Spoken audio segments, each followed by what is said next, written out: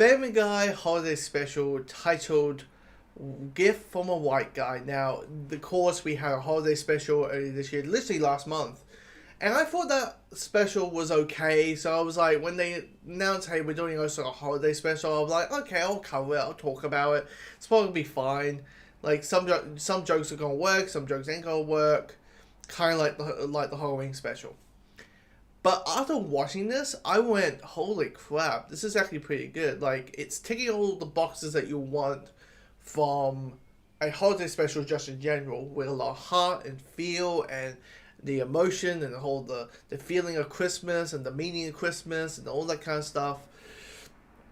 With the Family Guy flair, with the Family Guy humor and the Family Guy insert jokes and all that kind of stuff.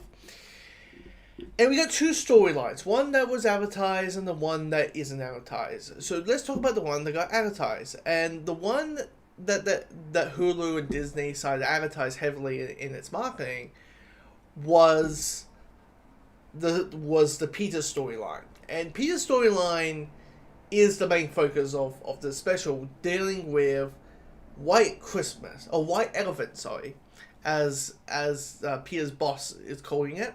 It's a version of Secret Santa, and Peter's like, okay, let me figure out what I'm going to give, what's going to be the Christmas present for the workplace.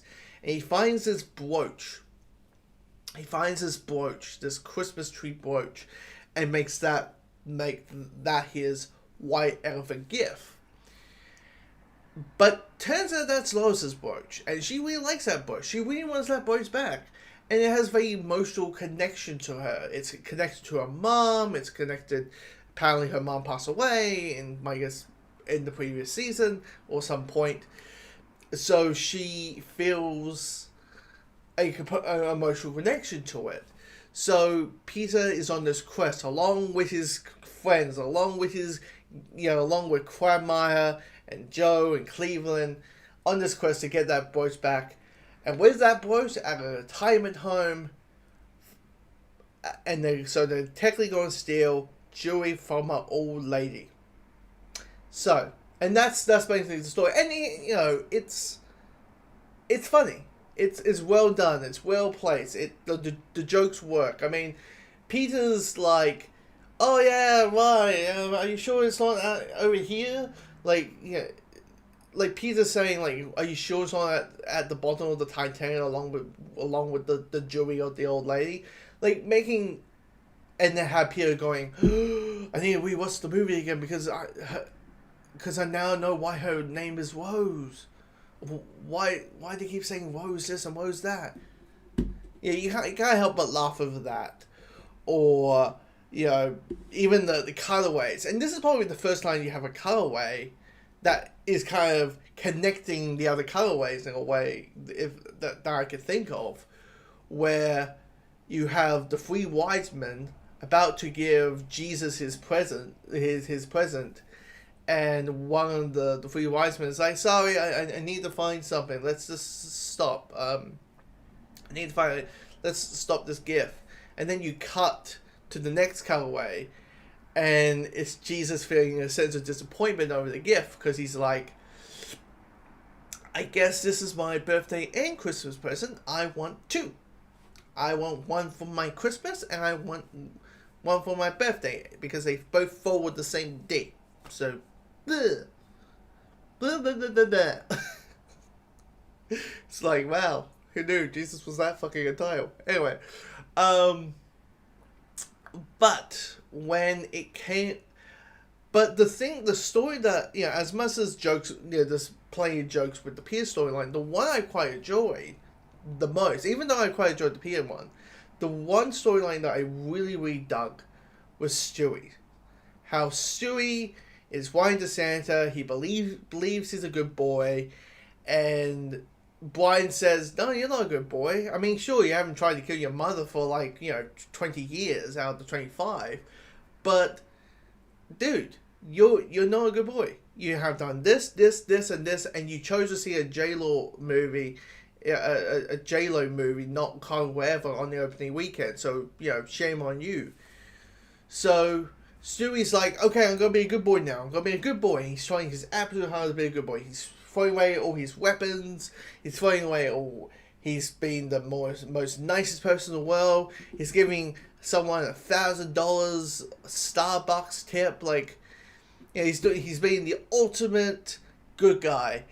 And you just get the sense of hardness and the sense of, like, you can tell Stewie really wants to be good. He wants to be a good person, but he keeps doing these things that's a bit questionable.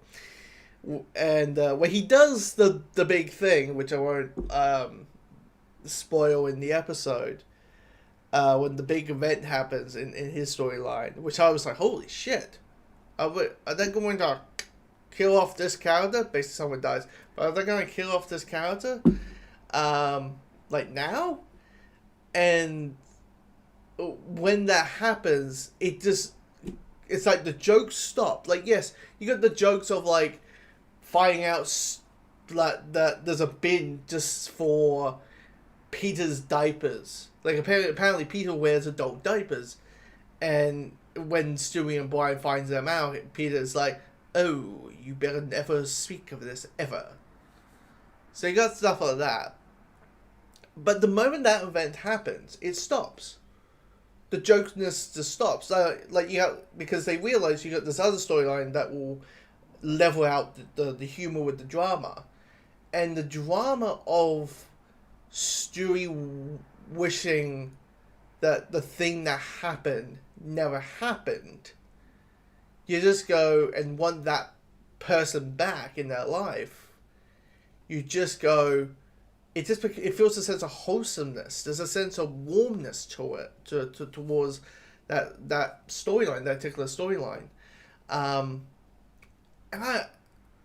yeah, of course, there's a couple of jokes like, Santa being a big old fat perv and how he's talking about his ball sack, and the elf is like, yeah, carrying all those toys in that sack, it's gonna be a hard job. And he's like, you're not getting it, isn't it?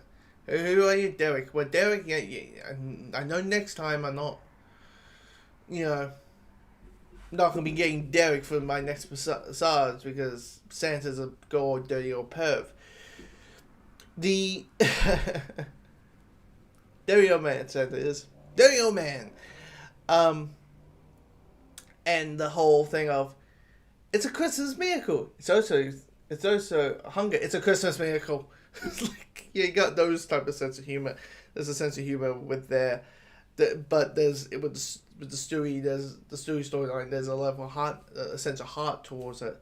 So yeah, I'm very surprised with this special, and clearly, apparently, we're gonna get a lot of, like, animated specials out for the rest of the year. So the next, like, 5 months of the 5 weeks of the year, with, like, apparently Simpsons are going to have a Disney Plus Hulu exclusive episodes and all that kind of stuff. So